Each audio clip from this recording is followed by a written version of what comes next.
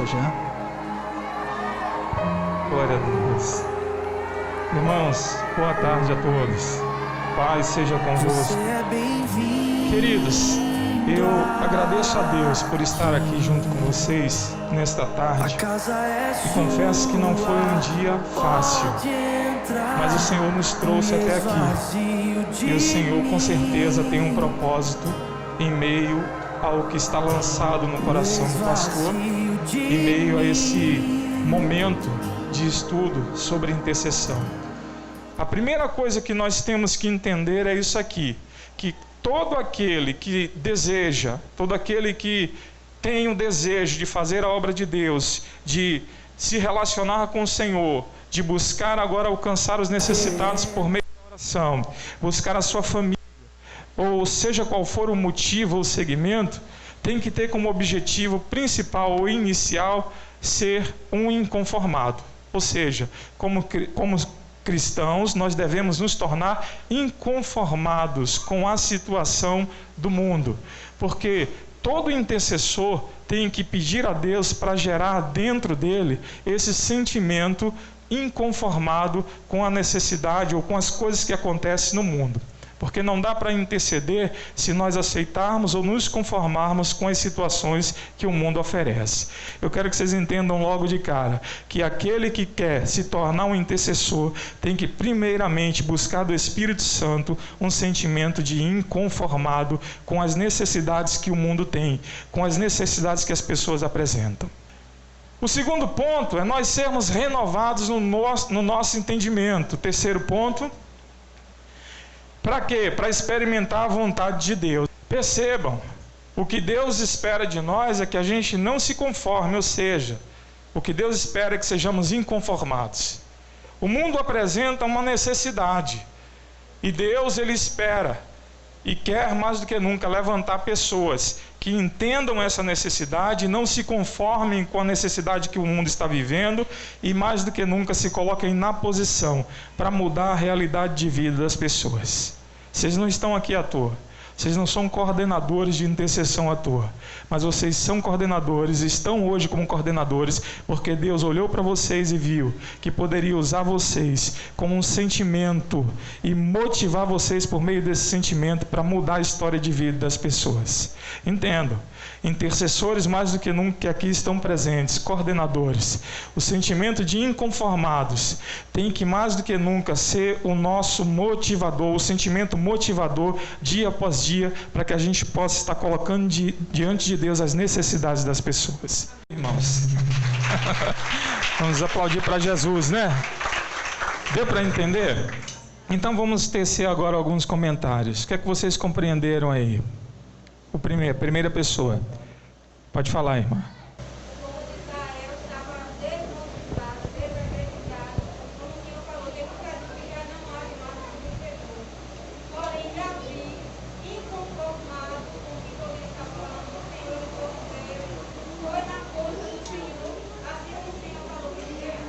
Amém, amém, é isso mesmo. Como é o nome da irmã? Valquíria? Valmira. Amém, obrigado, minha irmã. E, pastor Paulo? Eu vejo uma oportunidade, porque o que aconteceu ali, eu vejo uma oportunidade de fazer de quando ele foi levar ali o mantimento para seus irmãos, ele ouviu uma coisa que mudou a história, todo o cenário, todo aquele cenário. Que ele ouviu alguém dizer assim: aquele que lutar contra o gigante. Eu ouvi duas coisas. A primeira foi que o gigante afrontava e ele não gostou. Quem é esse gigante incircunciso? E a outra foi que alguém diz: o rei vai dar, aquele que lutar contra o gigante e vencer, vai isentar a família de impostos, vai dar riquezas, ouro, prata, e vai dar a sua filha para o casamento. Então que Davi faz a pergunta 3 vezes: o que o rei vai dar a quem lutar contra o gigante? Aí quando na terceira vez Davi pergunta, a terceira vez, aí alguém vai falar com Saul que Davi, ele lutaria contra o gigante. Então eu vejo uma oportunidade. Amém. E nós precisamos abraçar a oportunidade para que o nome do Senhor seja glorificado. O que é que a gente pode observar ali também? a gente pode observar que todos sabiam da existência de Deus ali. Sabiam ou não sabiam? Tanto os filisteus, tanto Saul, os soldados de Saul e Davi. Era comum o entendimento que eles tinham de que existia um Deus. Todos eles. Qual foi o grande diferencial? Porque só Davi desceu. Aí alguém pode me dizer, pela confiança, pela fé, posicionamento. Isso. Foi escolhido. O que mais? Não se conformava. Exatamente, já estão entendendo. Atitude, perseverança. O que mais? Agora falta uma palavrinha que eu quero que vocês encaixem aqui. O que é que Davi tinha diferente de Saul e de todos os soldados? Atitude, relacionamento íntimo com Deus. Porque todo mundo nessa igreja pode conhecer Deus, mas ter um relacionamento íntimo, nem todo mundo. Não estou dizendo que não tem, eu estou dizendo que pode não ter. Ali os soldados não tinham, porque se tivessem um relacionamento íntimo com Deus e fossem amigo de Deus, porque assim funciona. Você tem amigo? Tem amigos? Você pode dizer que tem amigos? Você gosta que fale mal do seu amigo?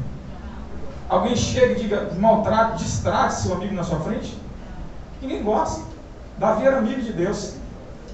Quando falaram mal de Deus, ele disse, espera aí, como é isso? Estão falando mal do meu amigo? Não aceito isso não. Ou seja, manter um relacionamento íntimo com Deus para Davi era uma rotina.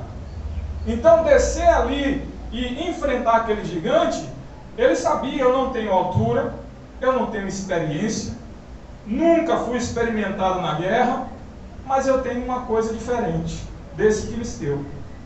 Eu tenho uma intimidade com Deus que eu sei que é verdadeira. Ele desceu nessa confiança. Tanto que não deu para ouvir muito bem, mas quando aquele porta-voz de Golias chega para dizer, vem cá, não tinha outro para mandar não? Manda você, um garoto?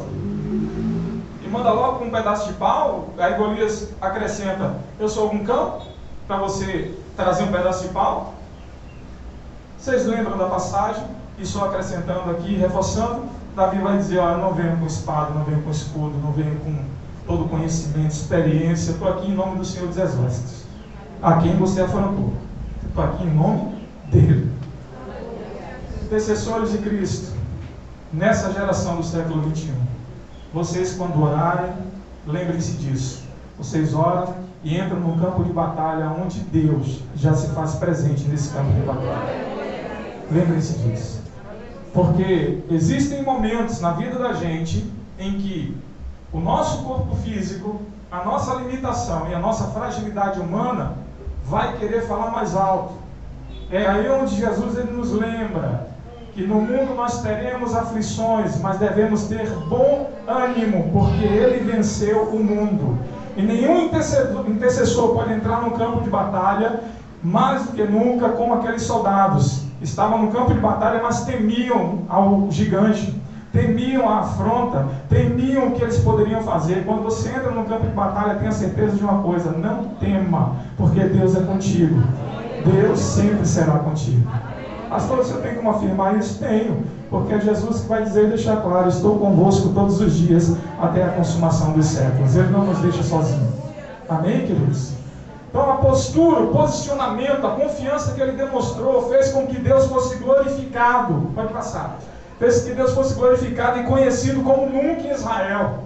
Dali em diante, queridos, se você ler os textos e lembrar deles, que quem já leu, vai ver que Davi ele começou agora arrumando a casa, mostrando para as pessoas quem era Deus, por meio da vida dele. Mas agora, aqui eu tenho também um exemplo de comportamento e posicionamento na Bíblia que me chamou a atenção. É interessante nós olharmos o seguinte, que como intercessores não podemos ser omissos. Como intercessores não podemos ser indiferentes. Alguém pode definir para mim indiferente e omisso? O que é que vocês entendem por indiferente e omisso? O que é ser indiferente? Não dá importância à situação. O que é ser omisso? Você vê o erro e não tomar posição. Não tomar uma posição, né? É ser omisso, né? E a gente vai ver na Bíblia, eu tenho certeza que vocês já leram esse texto, mas vamos ver um texto de Lucas 18, louvado seja Deus, que fala o seguinte, que intercessores jamais podem ser indiferentes e omissos, de jeito nenhum. 18:35, versículo 40. 35 ao 40. Vamos fazer novamente aquela interação, né, de leitura dos versículos, quem não leu ainda? Versículo 35 até o 40, não é isso? Pronto. Pode deixar nesse ponto aí agora, obrigado. Pronto. Quem vai começar primeiro? Versículo 35. Quem não leu ainda? E aconteceu que chegando ele perto de Jericó, estava um cego assentado junto do caminho, mendigando. Muito bem. Quando ouviu a multidão passando, ele perguntou: o que estava acontecendo? Pode ler. Anunciaram-lhe que passava Jesus, o Nazareno. Então ele clamou: Jesus, filho de Davi, tem compaixão de mim. Os que iam passando repreendiam para que ele se calasse. Mas ele clamava ainda mais: Filho de Davi, tem misericórdia de mim. Então parou Jesus e mandou pelo processo, e tendo achegado o povo, perguntou-lhe: O que você quer que eu te faça? Até aí. Deixa eu fazer uma pergunta aqui. Qual foi o principal objetivo de Jesus ao vir para a Terra? O que vocês acham que foi o principal objetivo de Jesus? Hã? Pode falar, irmãos. Fala sem medo. Não busca. Libertar do jugo do pecado. Libertar do jugo do pecado. Quem mais acha diferente? Ou acha isso e mais alguma coisa? Reconciliar o homem. Reconciliar o homem com Deus. O que mais? Salvação e vida eterna. Salvação e vida eterna. Muito bem. Puxa. Tem uma coisinha interessante que eu vou falar para vocês, mas vou deixar um pouco mais em aberto para vocês falarem. O que vocês acham que qual foi o principal objetivo de Jesus? Dar vida em abundância, ter vida em abundância. Mostrar o amor do Pai. Mostrar o amor do Pai, quem falou? Mostrar o amor do Pai, sim. Buscar aquele que é perdido, né? Buscar o perdido, sim. Está lá em Lucas, né? O que mais? Foi muita coisa que ele veio fazer. Não foi, não, em 3 anos fez muita coisa.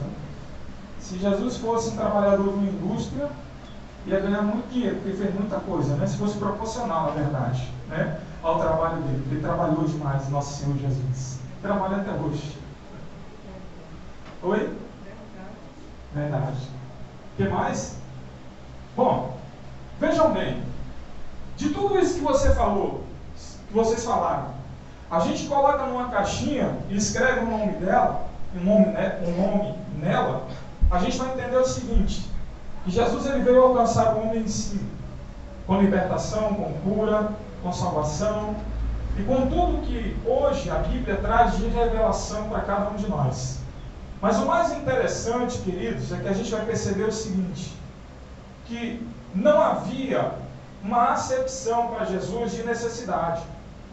Necessidade para Jesus era necessidade, independente de qual fosse o grau e a intensidade dela. Vou explicar melhor. Qualquer pessoa que chegasse para Jesus, seja qual fosse a necessidade, ele ia lá de encontro a essa pessoa e alcançava essa pessoa na sua necessidade, mostrando que além da necessidade, existia um plano de Deus para salvar, para curar e para libertar a vida dele. Entenda. O principal objetivo de Jesus foi mostrar às pessoas que ele estava ali para suprir as necessidades que o ser humano tem sobre a face da terra. Todas elas. Porque quando a gente olha e analisa esse texto que você está vendo aqui, junto comigo, a gente vai perceber o seguinte, que os discípulos já estavam caminhando há algum tempo com Jesus. E quando um cego agora, à beira do caminho, em outros pontos, em outros evangelhos, vai dizer que haviam 2 cegos, mas quando a gente vê a história, a gente vai perceber que esse ponto é sempre igual, quando Jesus diz, tragam até mim. E aí é onde eu quero chamar a atenção do seguinte, que Jesus estava indo cumprir agora uma missão, mas ele parou, porque havia alguém à beira do caminho que tinha uma necessidade, onde precisava ser alcançado por essa necessidade. E aí a Bíblia diz o seguinte, que Jesus não foi até ele e colocou a mão sobre ele, mas ele poderia ter feito isso, não poderia? Poderia ou não poderia? Quem concorda comigo? Ele poderia. Jesus poderia simplesmente, de longe, lançar uma palavra e dizer, ó, você quer enxergar? Enxerga. Ele não poderia ter feito assim? Mas aqui tem um grande ensinamento do mestre para nós. Jesus parou, dizendo o seguinte, tem alguém necessitando de mim, então eu vou parar porque eu preciso alcançar esse que está necessitando de mim. Ele parou e disse assim para quem estava em volta dele, e olha, quem estava em volta dele estava dizendo para o cego o quê? Estava dizendo o quê para o cego? Calma, cala a boca, peraí, para um pouco. Está vendo que está fazendo muito barulho? Ou seja, pessoas indiferentes à necessidade do cego, omissas, porque alguns não falaram, com certeza, vão dizer, aí é cego, deixa aí, vamos embora, vamos seguir o mestre que é melhor. Mas como é que eu posso, como cristão, ver alguém necessitando de ajuda e dizer para ele, vai embora, porque hoje eu não posso te ajudar? Segue, porque hoje eu não vou conseguir te ajudar, nem orar por você eu vou conseguir. Como é que eu posso, como cristão, ser indiferente quando eu vejo alguém no pecado, alguém ali precisando de ajuda, dizendo, me socorre, porque eu preciso sair dessa situação? Entenda? Ali Jesus estava ensinando uma coisa muito, mas muito interessante. Jesus estava dizendo aos homens, tragam até mim. Não foi isso que ele disse? Tragam até mim. Ele parou, não foi até lá, não impôs as mãos, mas disse, tragam até mim. Por que isso, irmãos? Por quê? Jesus estava ensinando as pessoas, dizendo para elas, não sejam omissas, não sejam indiferentes. Sabe por quê? Eu vou explicar. Você pode passar o próximo aqui, filho? Porque a responsabilidade de conduzir os necessitados até Jesus é nossa. É nossa. Não é dele. Ele poderia ir lá e fazer tudo isso que eu disse. Mas ele disse, vão lá e tragam até mim, porque a responsabilidade é de vocês. E como é que eu faço isso, pastor Jean? Como é que eu alcanço as pessoas e levo até Jesus? Vamos entender um pouco mais? Como faremos isso? A pergunta é, entendendo primeiro, como vocês falaram, que não somos mais escravos do pecado. Ótimo. Mas eu preciso compreender também o seguinte, que eu sou filho de Deus. E como filho de Deus, eu sou herdeiro e co-herdeiro em Jesus, da herança. Não tem jeito. Isso não vai mudar, está revelado. Ninguém vai tirar isso da Bíblia. E ninguém vai deixar, vai agir para que isso não se cumpra. Pelo contrário, quando cremos em Jesus, eu entendo que sou filho, não tem jeito. Eu sou herdeiro e co-herdeiro em Cristo Jesus. Não tem jeito. A herança já está sobre nós. Está revelado. Eu quero ler o texto de Efésios capítulo 1, versículo 3 com vocês. Efésios capítulo 1. Só para a gente entender e passar. Tem um próximo videozinho. Daqui a pouco a gente passa. Efésios capítulo 1.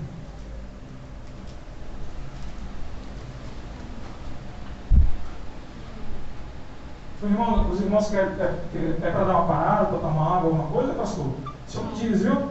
Eu posso seguir, posso dar continuidade. Pode seguir? Tá bom. Efésios capítulo 1, irmãos. É isso que eu falei? Versículo 3. E aí vamos fazer novamente, né, aquela dinâmicazinha de cada um ler. Vamos começar por aqui? Ninguém leu ainda, né? Vamos começar por aqui?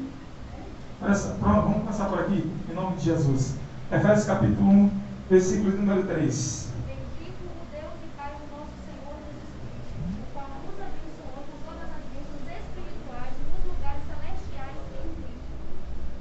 Amém. Vamos dar seguimento? Quem mais aí atrás? Porque Deus nos escolheu desde antes da criação para sermos santos e irrepreensíveis em sua presença. Versículo 5.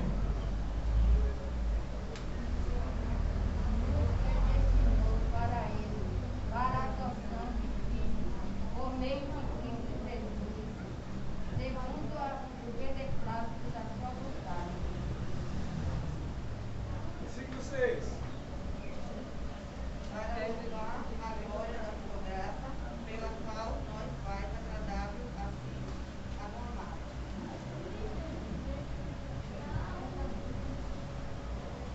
Amém? Versículo 7. Nele temos a redenção, por meio de seu sangue, o perdão dos pecados, de acordo com as riquezas da graça de Deus. Versículo 8. A qual ele derramou sobre nós com toda a sabedoria e entendimento. Versículo 9. Descobrimos o mistério da sua vontade, segundo o seu beneplácito, que compusera em si mesmo.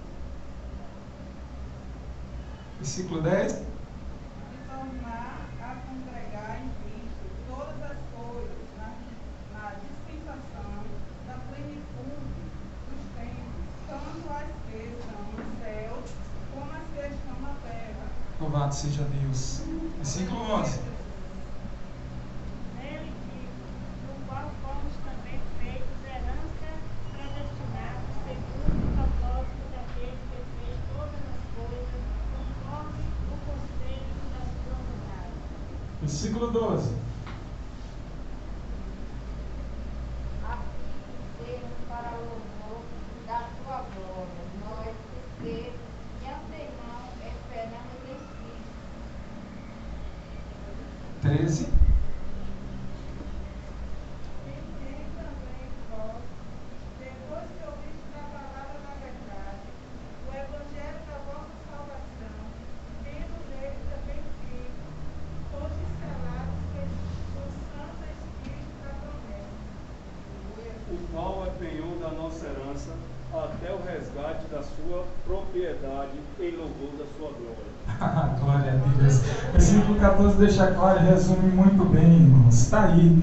Se a gente for agora detalhar cada ponto aqui, que não dá para fazer isso, a gente vai perceber quantas bênçãos nós fomos alcançados por meio de Cristo Jesus. Mas o versículo 14 fecha para mim e resume muito bem, dizendo que a garantia da nossa herança, ou seja, Jesus Cristo, ou em Jesus Cristo, que é a garantia da nossa herança, porque somos herdeiros, porque agora somos filhos por meio da adoção. E quando eu entendo isso, queridos, eu entendo que eu sou e sigo em frente, entendendo o seguinte, que Deus tem um plano na minha vida. E o plano de Deus não é que eu seja apenas servo. Está descrito lá em João, quando ele fala com os discípulos, quando ele ora pelos discípulos, Deus está à procura de amigos, pessoas que ele possa se relacionar, pessoas que ele possa viver intimamente, sabe? Amigo, quando você senta com ele, você pode se abrir com um amigo, não é assim que funciona? Você não confessa, não revela qualquer coisa para qualquer pessoa, mas para um amigo você faz isso.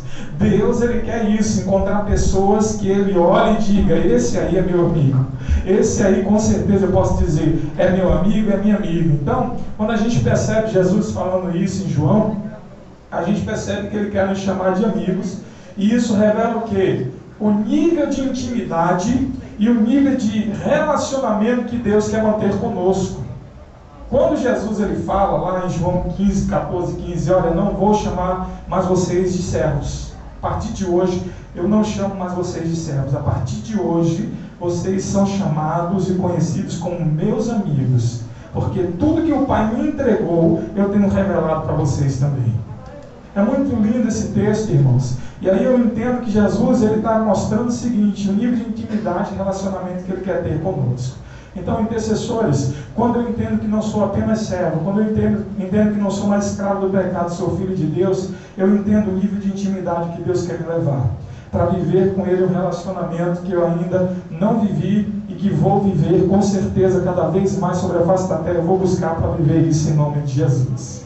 Outro ponto importante é esse último aqui. Esse último me diz o seguinte, que eu não sou fruto do acaso. Quando eu entendo que não sou fruto do acaso, eu vou entender o seguinte, que Deus, na sua infinita sabedoria, me escolheu. João 15, versículo 16, ele vai dizer, olha, não foste vós que me escolhestes, mas eu vos escolhi para que vades e deis frutos, e que o vosso fruto ele permaneça. Jesus está dizendo, eu não estou escolhendo vocês para vocês pararem no meio da caminhada daqui a 1 ano, daqui a 2 anos, daqui a 3 anos. Eu estou escolhendo vocês porque eu já olhei o interior de vocês, já vi a motivação de vocês e sei que vocês vão ser muito usados para fazer essa obra que eu tenho planejado sobre a face da terra. Entenda isso, irmãos. Porque quando Jesus revela isso, ele revela o seguinte, que eu não fui escolhido por acaso, mas debaixo de um propósito. Como eu falei em Provérbios 16:4. Amém, queridos? Deixa eu passar o outro aqui agora. Eu acho que é o videozinho, né? Afinal, qual o propósito de Deus em nossas vidas? Deus quer produzir fruto que alcance a humanidade e sacia a nossa fome. E interessante isso aqui, olha. Vá. Sacia a sua fome, pode passar os 3. Isso. Interessante isso aqui, que eu vou passar para o vídeo agora, é o seguinte. A gente fala muito em frutos, frutos, frutos, frutos, frutos, e o que isso tem a ver com intercessão? Percebam que quando Jesus vier, ele vai com certeza, e se vocês se lembram bem do texto, ele vai requerer a obra das nossas mãos. Ele vai requerer isso. E o detalhe, queridos, é que cada um de nós, independente da função que você ocupa sobre a face da terra, nós vamos estar diante do grande tribunal de Cristo. E vamos ter que nos apresentar ali. E esse tempo, quando acontecer, eu percebi o seguinte, que Jesus ele vai requerer de nós o fruto. Por quê? João 15:5 vai dizer o seguinte, você pode abrir o texto aí, João 15:5, louvado seja Deus. João 15:5 vai dizer, eu sou a videira verdadeira. Alguns textos dizem a videira verdadeira. Eu espero vocês abrirem. João 15:5.